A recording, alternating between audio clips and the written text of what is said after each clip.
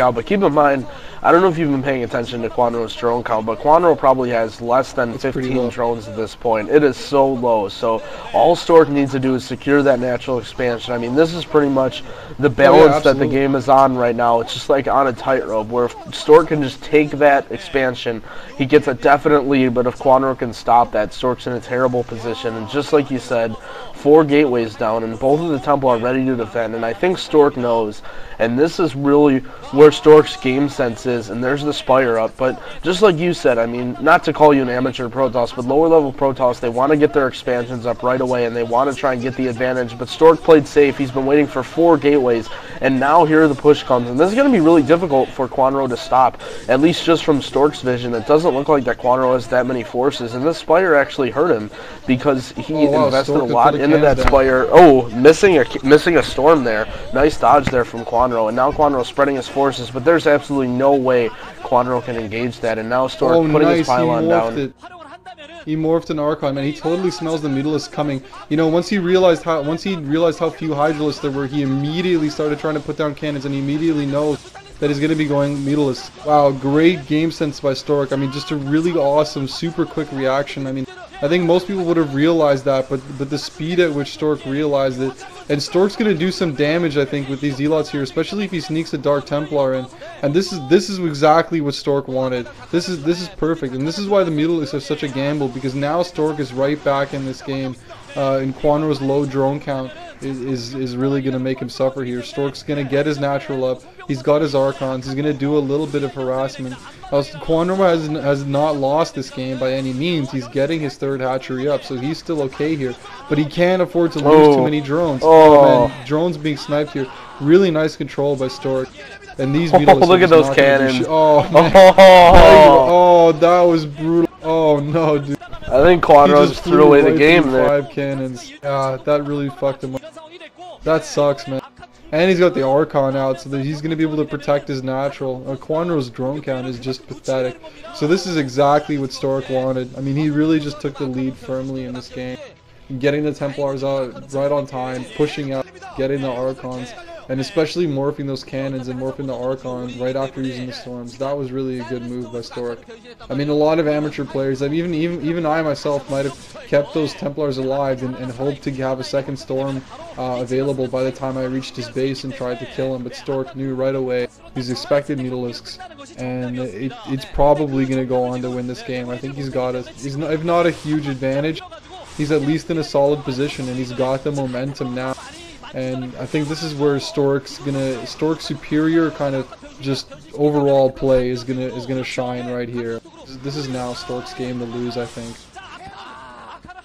Oh yeah, and that's one thing to point out, and not to say that when you say amateur Protoss players, but really any Protoss player, because oh wow, those storms just decimated Kwanro. But look at the position that Kwanro was in, and wow, Kwanro's actually doing a good job of harassing this front door, but harassing is really all he can do at this point. He's trying to take down cannons and not let Stork get in a fortified position, but now the Archon's morphed and the Mutas are going to have to run back. But Kwanro was in such a low economy game, and there was really no way that Stork could have expected that Kwanro was going to switch to Mutalisks. I mean, it was such a gamble, like you said, for him to go for those Mutas. And right away, right when Stork realized, he was like, wait a second, Kwanro's just sitting here, he's letting me break out. And he realized right away, morphed the Mutas, got cannons down. So, excellent game sense there. And I mean, that's Stork for you. A player who's been playing for so long, has so much experience, such a good player. And that's part of what makes him such a great player, is being able to make moves like that. But not only that, just constantly throughout this game, he's been only off of 1 base, and yet his control has been on par with Kwanro. And you see Protoss players nowadays almost relying on the Forge Fast Expand build to get up a big macro, where Stork is completely comfortable with this low econ game. Just like you said, he's just been playing with this more recently, I guess. And now we're at the point where Kwanro, almost not to say all in, but he invested a lot of larva in all these Hydras and Mutas, and now that Stork is going to have so many probes and 2 gases, I mean, I think Stork, once that 2nd base comes online, fully functional with 2 gases, I think he's going to be able to end it. Yeah, I agree. Kwanro took a lot of damage early, and especially he kept building units instead of drones. just now and tried to break down Stork's door. I mean, that was the timing that Kwanro had to build drones, and he did not take advantage of it, and he built units instead to try to do some damage, and he failed to do damage, so he's kind of in a bad position here. He's got a little bit of an opportunity to try to snipe some Templars. If he doesn't get all the Templars, and even if he does get them, he's still going to be in a really bad position because Stork just has so many fucking Zealots. And in order to keep up with the Zealots of Stork, Kwanro's just going to have to keep on making Hydras. And for every Hydra that he makes, it's going to be, you know, one less drone that he has.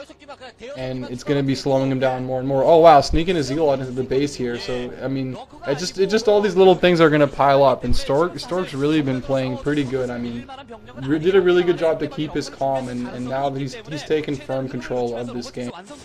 So, well done by Stork. Eventually, he's probably going to roll out and just fucking kind of crush Kwanro. It's really not looking too great for him. I mean, that's really what it came down to. If he gets the natural up, he's probably going to win the game. I'm even getting observers now just to be safe. So, I mean, Stork really on top of his shit. He's you know, he's firmly in control now, I would say.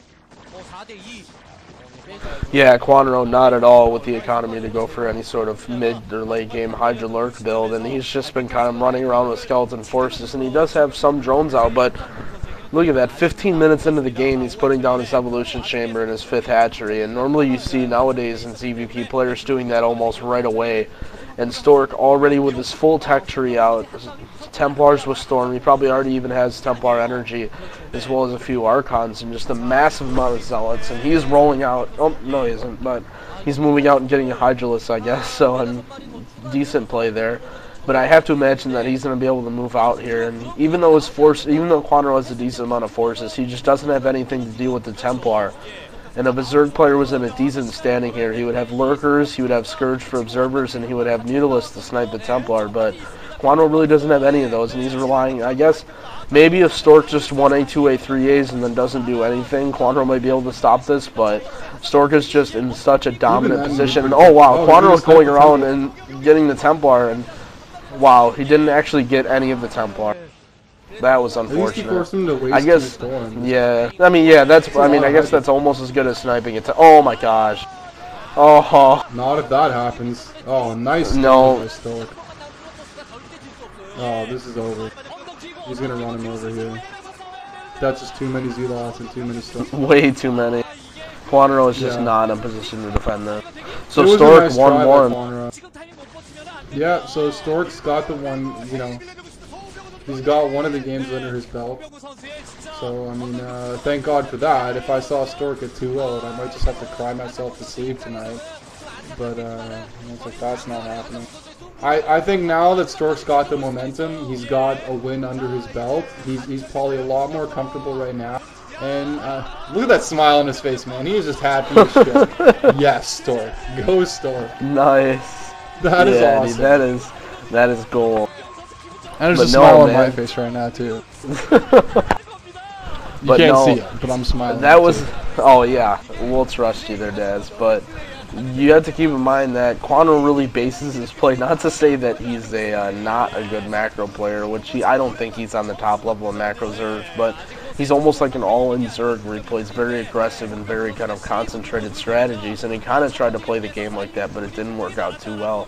And Carthage was a really good map for him, and Stork took Byzantium too, but the next game is going to be on Destination, so it's another 1v1 map. So I think even though Stork is still the favorite to win this, I think Kwanro can definitely pull out some strange shenanigans if he really needs to and go for some sort of all-in. Yeah. We've seen players do anything from slow drops on this map to quick mutas, even to burrow rush, overpool burrow, and then jump over the minerals.